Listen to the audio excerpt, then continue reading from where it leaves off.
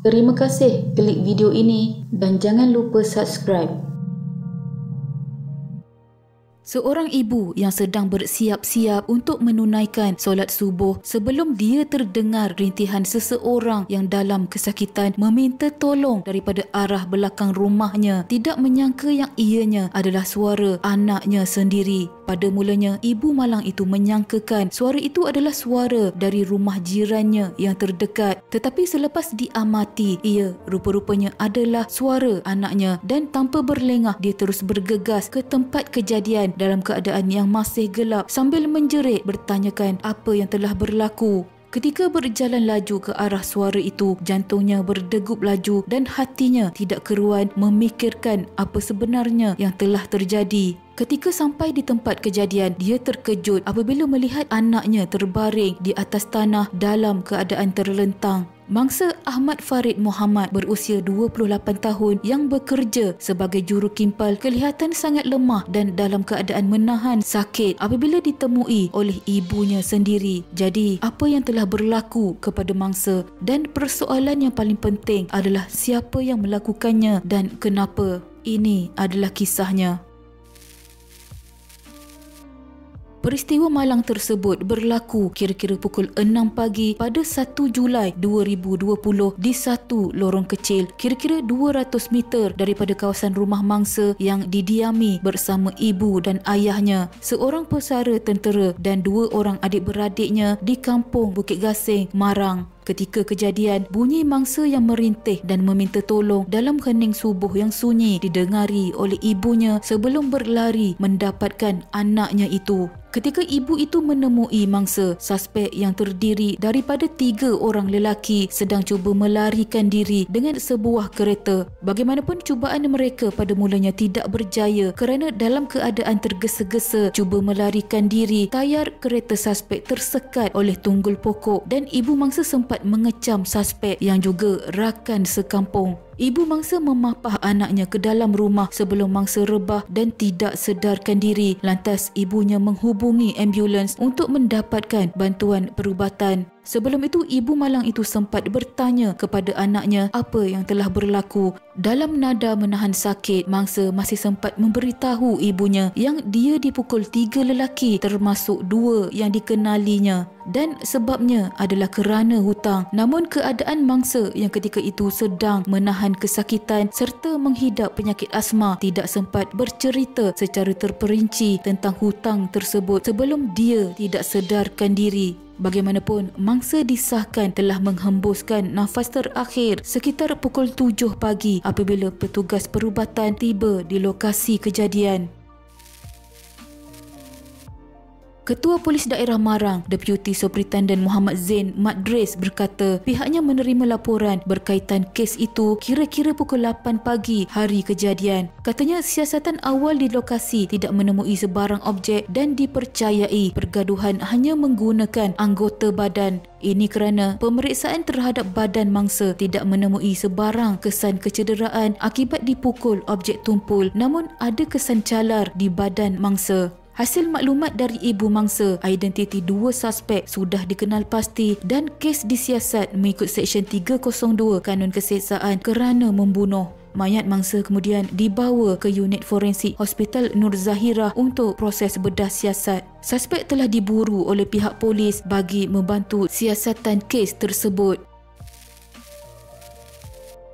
Tidak sampai 24 jam kejadian berlaku, 3 lelaki termasuk 2 beradik yang dipercayai terlibat dalam kejadian tragis itu dicekup oleh pihak polis. 2 beradik masing-masing berusia 27 dan 33 tahun dan seorang lelaki berusia 25 tahun ditahan serentak pada pukul 8 malam. Deputi Superintendent Muhammad Zain Madris mengesahkan penangkapan tersebut dan kesemua mereka akan ditahan reman bagi membantu siasatan. Magistrate Engku Nurul Ain, Engku Muda membenarkan 3 suspek direman selama 7 hari untuk siasatan lanjut mengikut Seksyen 304(a) Kanun Keseksaan. Hasil siasatan pihak polis bersama suspek mangsa dikatakan telah berhutang wang sebanyak RM1,000 lama dahulu dan belum menjelaskannya. Dalam kejadian itu, mereka hanya ingin memberikan amaran kepada mangsa untuk menyelesaikan hutang tersebut. Pada 8 Julai 2020, ketiga-tiga suspek termasuk 2 beradik telah didakwa di Mahkamah Magistrate Marang atas pertuduhan mengurung dan memukul mangsa pada 1 Julai 2020. Kedua-dua beradik itu, Muhammad Hafizul Zahrawi berusia 33 tahun dan Muhammad Azizu Zahrawi berusia 27 tahun, bagaimanapun mengaku tidak bersalah dan memohon dibicarakan selepas pertuduhan dibacakan. Manakala seorang lagi rakan mereka yang berumur 25 tahun dibebaskan untuk dijadikan sebagai saksi pendakwaan. Mengikut pertuduhan pertama, mereka didakwa mengurung dengan salah Ahmad Farid Muhammad dengan tujuan memaksa mangsa memulangkan semula wang tunai iaitu hutang. Kesalahan itu dilakukan di dalam sebuah kereta Proton Wira Aerobik di hadapan sebuah rumah di Kampung Bukit Gasing jam 6.20 pagi pada hari kejadian. Mereka didakwa mengikut Seksyen 348 Kanun Keseksaan dan dibaca bersama Seksyen 34 Akta Sama yang memperuntukkan hukuman penjara sehingga 3 tahun dan denda jika sabit kesalahan. Bagi pertuduhan kedua, mereka didakwa dengan sengaja mendatangkan kecederaan terhadap mangsa di alamat sama pada jam 6.30 pagi hari yang sama. Mereka yang didakwa mengikut Seksyen 323 Kanun Keseksaan dan dibaca bersama Seksyen 34 Akta Sama berdepan hukuman penjara sehingga 1 tahun atau denda RM2,000 atau kedua-duanya jika sabit kesalahan. Mahkamah menetapkan tarikh sebutan semula kes dan membenarkan kedua-dua tertuduh diikat jamin RM8,000 bagi kedua-dua pertuduhan. Pendakwaan dikendalikan Timbalan Pendakwa Raya M. Lin Shantini di hadapan Magistrate Engku Nurul Ain Engku Muda, manakala kesemua tertuduh diwakili Peguam Bela Muhammad Syahir Mat Jusoh. Muhammad Hafizul Zahrawi sebelum ini pernah ditahan oleh pihak polis dalam kes yang serupa. Dia ditahan bagi membantu siasatan kes bunuh membabitkan seorang lelaki di kawasan Kilang Baja, Kampung Batangan, Marang pada 15 September 2011 yang koma selama 12 hari selepas dibelasah sekumpulan lelaki dipercayai berpunca masalah hutang. Mangsa yang dibelasah itu kemudiannya disahkan meninggal dunia di Hospital Sultanah Nur Zahirah, Kuala Terengganu apabila menghembuskan nafas terakhir kira-kira jam 8.05 malam selepas mengalami kecederaan serius pada kepala dipercayai akibat dipukul.